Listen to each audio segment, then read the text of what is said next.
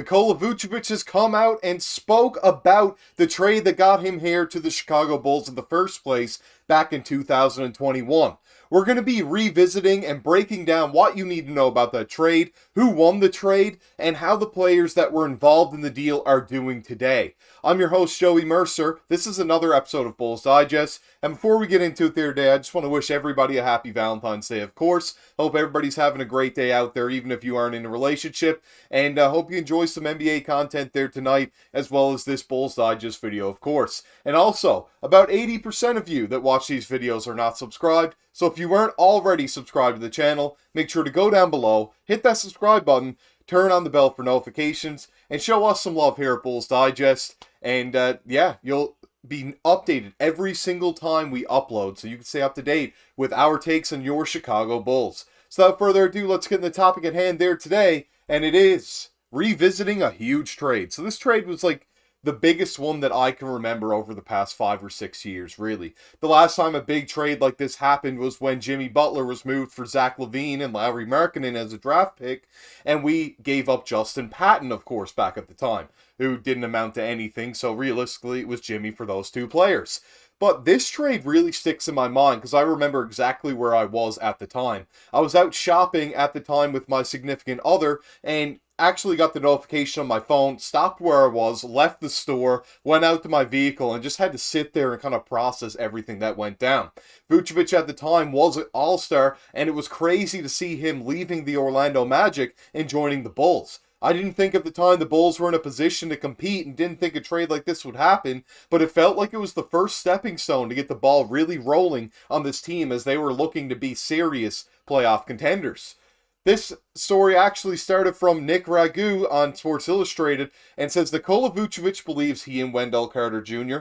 benefited in their 2021 swap. It worked well for both of us. After nearly 3 years since the move, and Vuce is pleased with his landing in Chicago. Now, this story isn't really more so about Wendell Carter Jr., who did leave the Bulls in this, but the draft pick that turned into Franz Wagner. That's the big piece in this that people compare is Franz better than Vucevic? And right now, the answer is probably yes, but they do play different positions on completely different teams, so it's hard to kind of judge that, but we will be breaking that down later in this video. First thing in the article is, the Chicago Bulls and Orlando Magic orchestrated one of the most significant trades of the 2020-21 season's trade deadline. Nikola Vucevic and Al-Farouq Aminu joined the Bulls, while Wendell Carter Jr., Otto Porter, and 2 first future picks left for Orlando. Nearly 3 years have passed since this trade took place. Vooch couldn't even feel more happy about how the deal turned out to be a success. And at the time, Orlando was a very bad team. They're only really starting to come around right now as they've gotten some young talent. They got rid of Fournier and Vooch, who were really the star players at the time, and have began to build something really great down in Orlando. The Bulls, on the other hand, since getting Vooch, they've really turned things around, made the playoffs, and then injuries really more than anything have cost the Bulls to be in a bad situation right now, and then the front office is unwilling to make any more trades, even though this trade kind of led us to where we were today, but also helped us get into the playoffs that year and face the Bucks that we unfortunately lost in the first round. Next thing we saw in this one was looking back at with how the situations have transpired, not only for him and WCJ, but also between the Bulls and the Magic. Vooch believes that both of them simply won the trade. I think it worked out pretty well for both of us, he said. He's been playing really well for them, and I think he fits really well for the team they have. And for me, it's been a good fit in Chicago. He was in a situation to find a new place to kind of reset, and for me, I was just trying to go to a team that was trying to win now. So it worked out well for both of us. Now, I will say, I do think that Wendell Carter Jr.'s game is a little bit overrated. He is a very good defensive player and has shown that, but I also thought he wasn't very aggressive while he was with the Bulls. He's shown a little bit more tenacity since joining the Orlando Magic, but this season his minutes have taken a little bit of a dip, as Mo Wagner's actually taken some more minutes, as well as Goga Bitadze down there. And it seems as if, as they're a better team, his minutes are starting to dwindle a little bit. So that's why I'd like to focus more on Franz as opposed to Wendell Carter. But we will talk about both.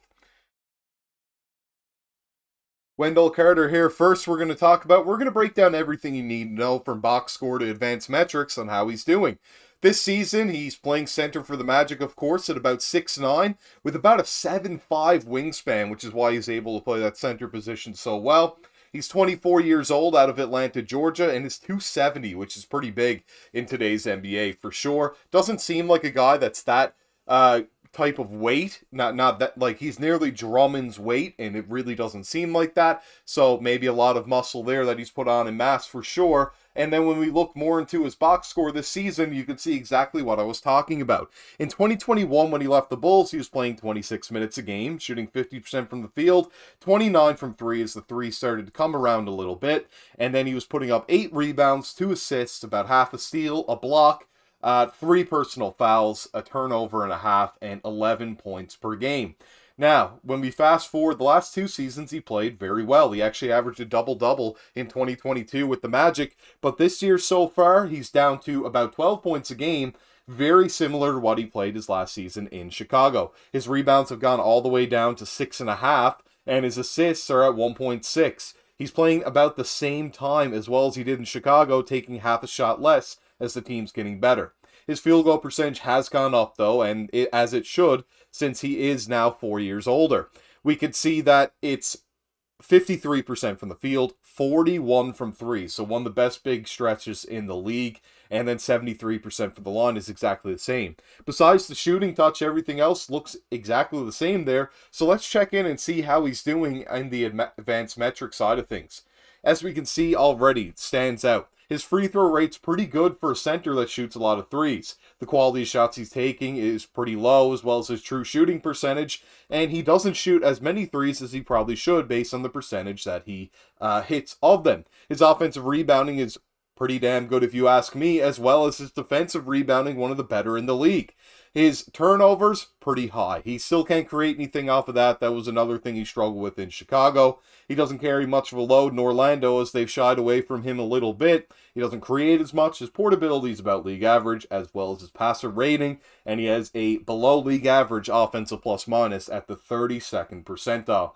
He doesn't get many deflections because he is a center, of course, and I don't worry too much about that.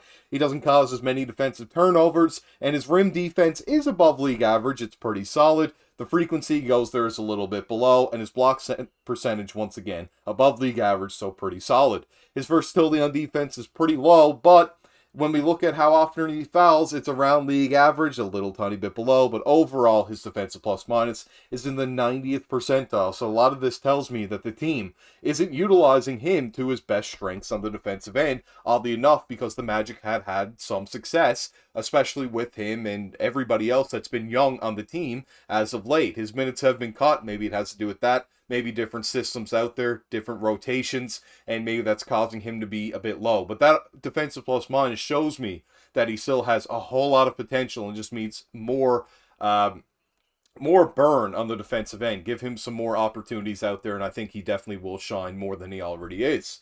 We look at the next player, it is Franz Wagner. You can see it looks like a baby in a diaper there. That means he has one of the brightest futures in the league, one of the best young players. He's only 22 years old, plays small forward, and a lot of that I think has to do with the fact, yes, he is 6'9", but he is only 220 pounds, which you could get away with, but a just below 7-foot wingspan. Not the biggest wingspan for a guy that's 6'9" in this league, but still a very good size, and he does have the ball handling abilities, in my opinion, to play at small forward as opposed to power forward. They also have Paolo, so that's a big thing there to mention as well, because Paolo obviously has that power forward spot locked down. Next we can see here, this season his points per game have gone up once again for a third straight year. He's putting up 21 points per game, about 6 rebounds, and 4 assists. Great stats to see there.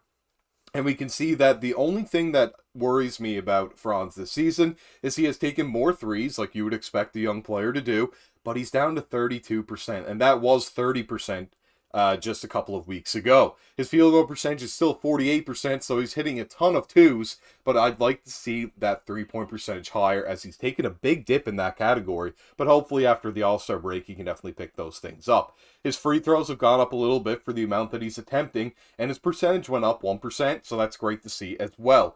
When we look into his advanced metrics, his true shooting is below league average, but I'm not overly worried about that. The shot quality is good. The free throw rate is good. He doesn't attempt many threes, but like we said, he's not shooting very well on them, so that could deter him from those as well. His offensive rebounding is really good for a small forward, the first percentile, as well as his defensive rebounding at the 79th. Very good to see out of Franz there, a solid rebounder. When he tries to create, he doesn't turn it over very often. Very good at that. Carries a good chunk of the load for the Magic. It's basically him and Paolo over there. The creation, very good. Portability, solid. Passer rating, solid. And overall, his crafted offensive plus minus is in the 83rd percentile. That is great to see from Franz. Deflections, also very good for a guy of that size with a wingspan that's only about his height. Great to see there. His defensive turnovers, he caused a little bit below the league average, but his rim defense is solid. The frequency isn't there, and he doesn't block many shots. Another reason why he probably plays small forward as opposed to power forward, and they're not experimenting with like Paolo at center or anything like that. When we look at his rate to personal foul, it's pretty low. He's not fouling too often, 71st percentile. And his defense is above league average. It's been very solid this year. As I know, a trio, I believe it's him, Paolo, and another member of the Magic, maybe Suggs, is the best that they've seen, I think, all time when we look at event metrics between three players on the court at one time. Their defensive rating is like 80. It's crazy. Really good to see there those guys as the young team is really picking things up. When we look into the last few players in this, we can see that Jet Howard was one of the first round picks. Not too much to mention for him. I can't give you an advanced breakdown because he's barely played. He is 6'8" with only a 6'9" wingspan for an NBA player is not that great. He is only 20 years old and could pick things up, but people did think it was a big surprise that he was drafted as high as he was by the Magic, and he plays small forward, of course. We can see here that this season, it hasn't been that great. In only 4 minutes a game, of course, though. He hasn't been getting barely any burn. Only 12 games played, but he is shooting 38% from the field, 31 from 3, and 50% from the free throw line. Not much happening there for Jet Howard, but he's only 20 years old, could turn things around. Do I think there's a lot of potential there? Not really, but hopefully he proves me wrong. The next player, and the player that the Bulls got most importantly, we also got Al-Farouq Aminu, but he's no longer in the league, so we're only going to talk about Nikola Vucevic. That right there says that he's one of the best rebounders in the league at the center position. He is 6'10", 260 pounds, 7'5" wingspan, very similar size to Wendell Carter Jr., which was the big comparison, as Wendell looked like he was going to be a young Vooch when he was traded over there, but I still believe Vooch is a much better player. Just Wendell much better on the defensive end, and Vooch better on the offensive end. Vooch is 33 years old, is starting to get a little bit older there now, but still very effective in this league. As we can see, his true shooting percentage is rough this year. He has struggled in spots, but overall, Vooch has been very good. His true shooting percentage, one of the worst in the league, the 18th percentile. He doesn't get to the line at all. He doesn't draw fouls. I do see him getting fouled a fair bit, but also it should still be higher than the 12th percentile. His shot quality is just below league average. He doesn't attempt as many threes, but he's not shooting very well on them, and his offensive rebound percentage is very low, and when they run those big lineups, it's going to be even lower because Drummond grabs everything out there that is possible. His creative turnover percentage, 69th percentile. Nice to see. Not causing many turnovers when he tries to create. A solid load at the 75th. Creation solid. And the portability is about league average. His passer rating is also very good at the 62nd percentile. And overall, offensively, looks to be about an average player at the 52nd percentile. He doesn't cause many deflections, but it's not awful. But he doesn't cause any defensive turnovers, one of the worst in the league. His defensive rebounding is just about the best in the NBA at the 97th percentile, which isn't talked about enough in my opinion. His rim defense, about average. Rim frequency, well above average. And block percent is solid, 71st percentile. People don't give Vooch enough credit of being a solid rim protector, and the numbers are right there to show you that he is definitely at the very bottom league average. So that's great to see out of him. Versatility is low because of the way that he plays on defense, of course. And his rate to personal foul, just around league average, just a little bit above. And his crafted defensive plus minus in the 60th percentile is much higher than I ever thought it would be. But that's great to see out of Vooch as well. Next, we're just going to look at his numbers since he's left the team. In 2021, when he was at the Magic, of course, that was the best season of his career by far. He was putting up 23, 12, and 4, while shooting 48% from the field, 40% from 3, 84 from the line. I mean, great numbers there out of Vooch in that season. And he was on a much worse team as well. Playing the same minutes this year, he's still shooting 48% from the field. His three-point percentage has dipped quite significantly, on less attempts actually, down to 28%. Hopefully you can pick those things up again. That's really been the only knock on Vooch, is the three-pointer not really being consistent since joining the Bulls. Maybe some pieces moved around, and he can definitely hit those again. 86% from the free throw line is solid. He's just not getting there very often. But he never really has for a big man, so we weren't expecting that to happen to begin with. He's still putting up 18 and 11 with 4 assists, so that's still very solid if you ask me.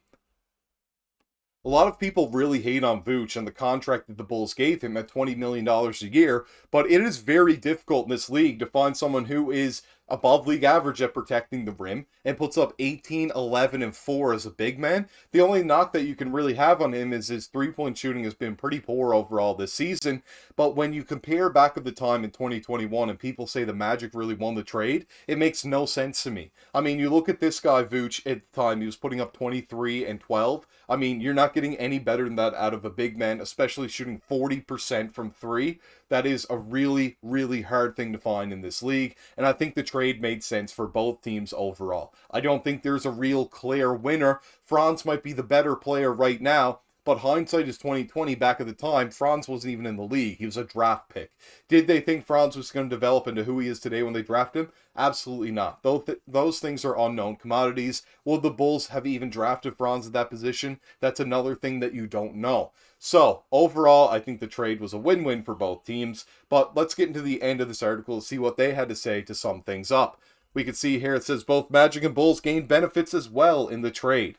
This 2021 trade served as the first step for the Bulls to launch themselves into a contender, as the Vooch acquisition propelled the eventual free agency landing of DeMar DeRozan and Alex Caruso the following season. In contrast, this transaction signaled the official entry towards rebuilding for the Magic, with WCJ playing as one of their crucial building blocks. Now, that's very accurate as well. I mean, we wouldn't have got those free agents to join with Nikola Vucevic, and this team has really changed itself around since then. Even though we're in a play-in spot right now, the Bulls, when they traded for Vooch, weren't even thinking of the playoffs. I mean, they were definitely a bottom team in the league, and it's great to see how they've turned around since he has joined them. At the very least, this is a big difference for them since 2021. And I've been following the Bulls since 2003 when I was very young, so I know that this is a big step for the Bulls that they don't get enough credit for with Vooch. I don't like the Vooch slander so much. The next thing that we saw in this was, as Vooch continues to enjoy his star role and anchored Chicago's contending state, Wendell meanwhile developed tremendously and is now assuming a promising spot in Orlando's bright future and ongoing surging season. In the end, both big men are truly delighted with their new position and the things that they've enjoyed upon the completion of the trade. And that's great to see. Both of them, hopefully Wendell does feel this way and he's very happy with it as well. It's great to see Vooch and how he's felt about this trade since it's happened. And yeah, I mean, that's amazing to see that Nikola Vucevic loves being in Chicago. I think he always has. There's been lots of pictures they always bring up from when he's younger in a Bulls jersey, so it's kind of like a homecoming, even though, of course, he's not from the States. He's from Belgium. So that's kind of cool to see there that he was very happy to join the team. Wendell seems happy over to Orlando, even though he's starting to take a bit of a minutes restriction there for sure. They're logging less minutes for him on a nightly basis, but overall, I do think it's a win-win trade. Let me know what you thought about it down below in the comments section. Like the video if you did there today. Subscribe to the channel, and I'll see you all in the next one. Sign out.